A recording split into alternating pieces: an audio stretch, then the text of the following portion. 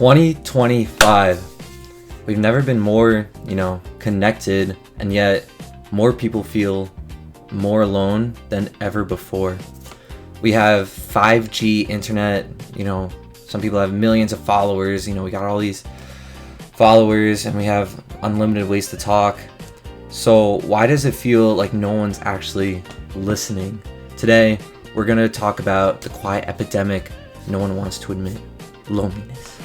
Let's start with the reality check. Studies have shown that rates of self-reported loneliness have skyrocketed over the last decade. Social interaction is down, dating is down, friendship circles are shrinking, and no, it's not just because people are antisocial.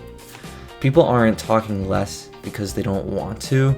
They're talking less because everything's gone digital, service level, and transactional.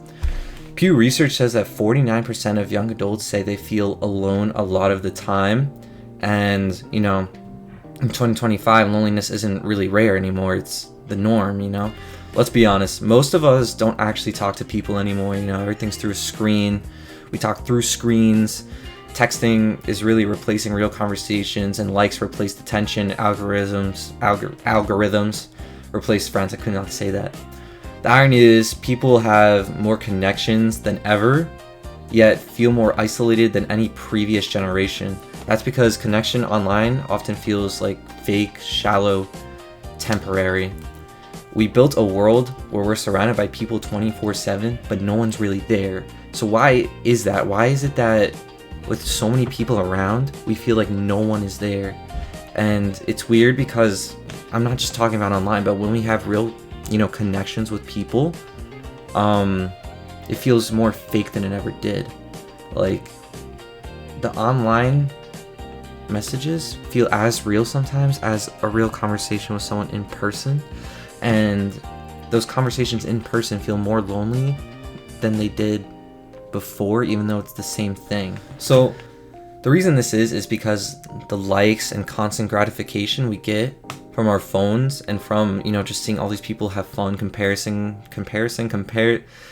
ourselves to other people, it makes real interaction feel more fake. People want to get themselves out more. People want to show themselves, but we don't know how to do it. And we kind of never did, but we don't have like a close circle anymore. We see everything and everyone. Everyone's having fun. Everyone's doing all this, and we want to show ourselves, more and more, but we don't realize it. But subconsciously in our brain, the likes we get and just the likes we see other people get, and not even likes, you don't even have to post, just what you see other people doing and seeing just like the colors the phone has and all this. It's all designed to get you trapped in this world, and it just, in the end, it makes you feel worse, and it's just really sad. So dating is a huge piece of this puzzle. Apps have made it easier to meet people but harder to connect with them.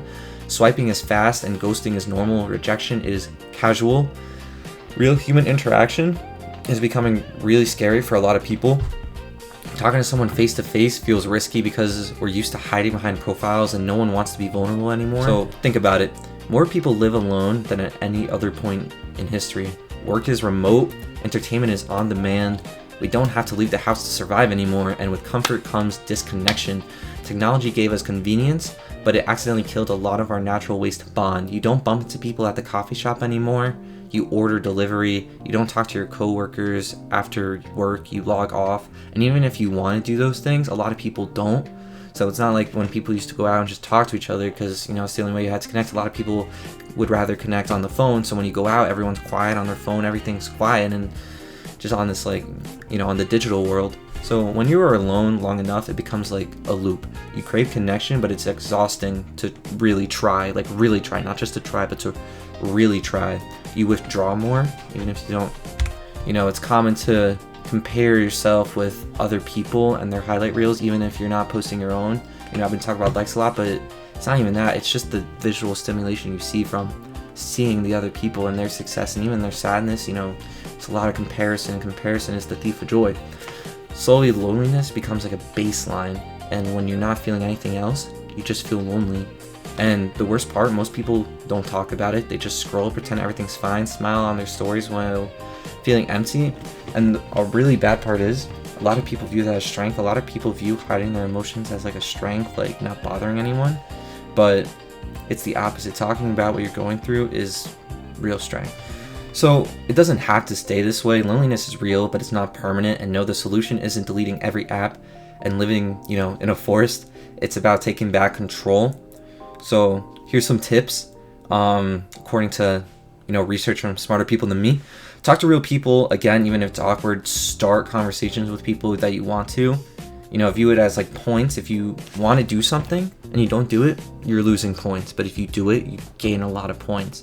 And it's not that if you don't do it, you stay stagnant. You're losing points. That's what, that's what helps me. It pushes you. It's stupid, but it does work. Join communities, not just group chats. Join school clubs.